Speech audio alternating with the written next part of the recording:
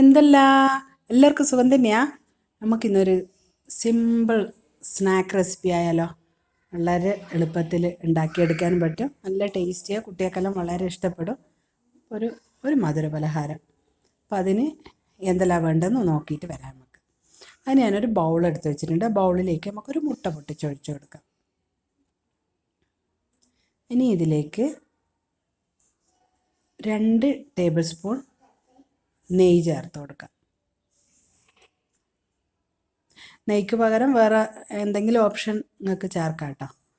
പിന്നെ 2 ടീസ്പൂൺ പഞ്ചസാര അതേപോലെ 2 ടേബിൾ സ്പൂൺ വരെ ആകാം. പക്ഷെ ഞാൻ മധുരം കുറവായതുകൊണ്ട് 2 ടീസ്പൂണേ ഇട്ടിട്ടുള്ളൂ. അതെല്ലാം കൂടെ ഒന്ന് നല്ലോണം അടിച്ചെടുത്തതായത് ആ ഭാഗം വിട്ടുപോയി കേട്ടോ.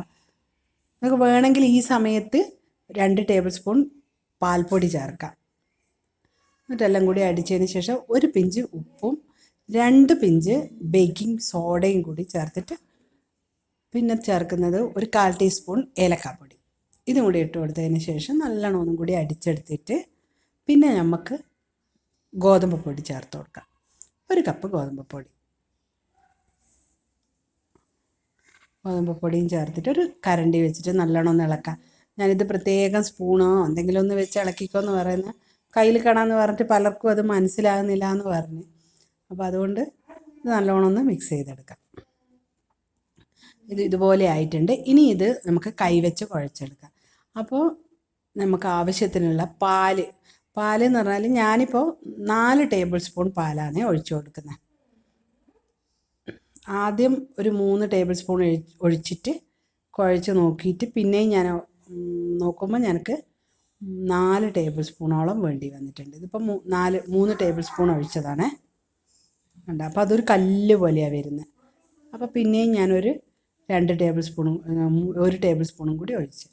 ഇനി നമുക്കിതൊരു ടേബിൾ ടോപ്പിലിട്ടിട്ട് നല്ലോണം ഒരു 3-4 മിനിറ്റ് നല്ലോണം ഒന്ന് മാലിഷ് ചെയ്തെടുക്കാം.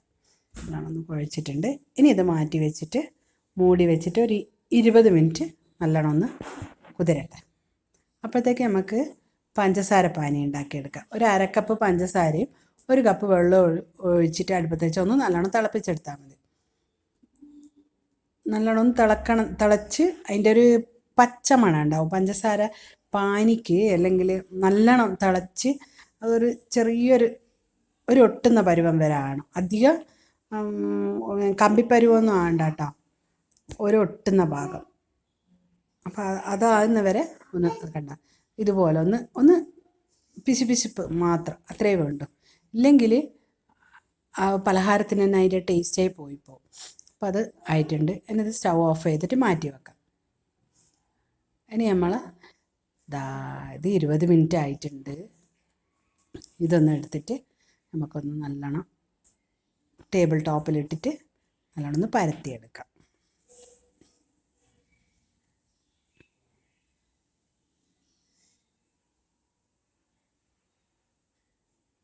അധികം കട്ടി വേണ്ട, എന്നാൽ കട്ടി കുറയ്ക്കുകയും വേണ്ട.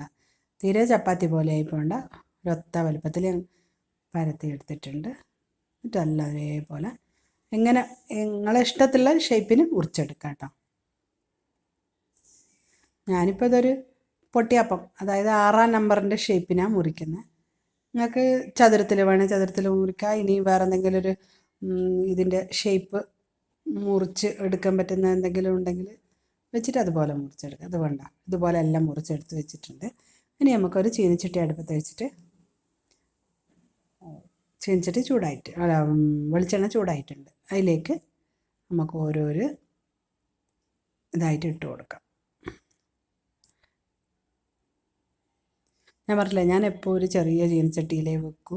അതും കുറച്ച് എണ്ണ ഒഴിക്കും. ഇത് ആവശ്യം കഴിഞ്ഞാൽ പിന്നെ മറിച്ച് കളയുന്നതല്ലേ. അപ്പോൾ അത് കണ്ടമാനം എണ്ണ ഒഴിച്ച് ഇങ്ങനെ ചെയ്യൂല ഞാനിപ്പോൾ. അപ്പം അതുകൊണ്ട് എല്ലാവരും കുറച്ച് ഒഴിച്ച് ചെയ്ത് നോക്ക്.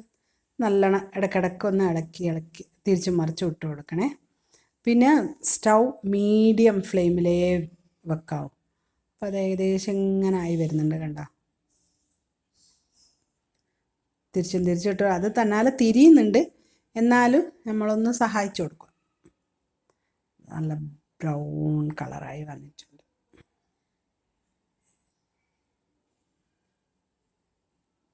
കണ്ടോ, നല്ല കിലുകിലാന്ന് ഒച്ച വരുന്നുണ്ട്. അപ്പോൾ ഇത് നമുക്കൊരു വേറൊരു പാത്രത്തിലേക്ക് മാറ്റി വെച്ചിട്ട് ബാക്കിയുള്ളതും ഇതേപോലെ ചുട്ടെടുക്കാം.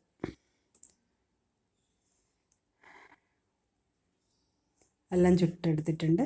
കണ്ടോ, നല്ല എല്ലാം കിലുകിലാന്നായിട്ടുണ്ട്.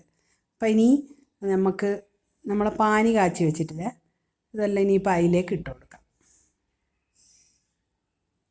പാനി ഇപ്പോൾ കുറച്ച് നേരമായിട്ടേ ഉള്ളൂ. അപ്പോൾ ഒരു നല്ല ചൂട് തന്നെ ഉണ്ടാവും. ആ ചൂടിൽ നമ്മൾ ഈ ചുട്ട് വെച്ച എന്നാ അതിന് പറയുക, ഈ കേക്ക് അങ്ങ് ഇട്ട് കൊടുക്കാം. ഇട്ട് കൊടുത്തിട്ട് ഒന്ന് നല്ലോണം ഇളക്കി കൊടുത്തിട്ട് മൂടി വെച്ചിട്ട്, ഇത് ശരിക്കും നിങ്ങൾ രാത്രി ഉണ്ടാക്കി വെക്കുന്ന കേട്ടോ. നല്ല ഒരു 2 മണിക്കൂറെങ്കിലും മിനിമം വെക്കണം. എന്നാലും 2 മണിക്കൂർ വെച്ചാലൊന്നും പോരാ. ഒരു 3-4 മണിക്കൂർ വെക്കുമ്പോഴത്തേക്കാണ് നല്ല സോഫ്റ്റായി വരും. ഒരു രാത്രി വെക്കുന്നതാണെങ്കിൽ രാവിലേക്ക് നന്നായിട്ടുണ്ടാവും. അപ്പോൾ അതാ, പിന്നെ ഇടയ്ക്കിടയ്ക്കൊന്ന് ഇളക്കി കൊടുക്കണേ. ഇത് ഞാനിത് വെച്ചിട്ട് ഒരു അരമണിക്കൂർ കഴിഞ്ഞാൽ ഒന്ന് ഇളക്കി കൊടുത്തിന്. അതുപോലെ പിന്നെ ഒരു അരമണിക്കൂർ കഴിഞ്ഞാൽ പിന്നെയും ഇളക്കി കൊടുത്തിന്. ഇതിപ്പോൾ 2 മണിക്കൂർ ആയിട്ടേ ഉള്ളൂ. അപ്പോൾ അത് എന്നിട്ട് തന്നെ നല്ല സോഫ്റ്റ് ആയിട്ടുണ്ട്. കണ്ടോ, എന്താ ജ്യൂസ് ഇങ്ങനെ പഞ്ചസാര അങ്ങനെ ഉറ്റി വീഴുന്നുണ്ട്. നല്ല ടേസ്റ്റാട്ടോ. പെട്ടെന്ന് ഉണ്ടാക്കിയെടുക്കാനും എല്ലാവർക്കും ഇഷ്ടപ്പെടുന്ന ഒരു സാധനമാണ് ഇത്. അടുത്ത ആഴ്ച വേറൊരു ഡിഷുമായിട്ട് വരുന്നവരെ താങ്ക് യു.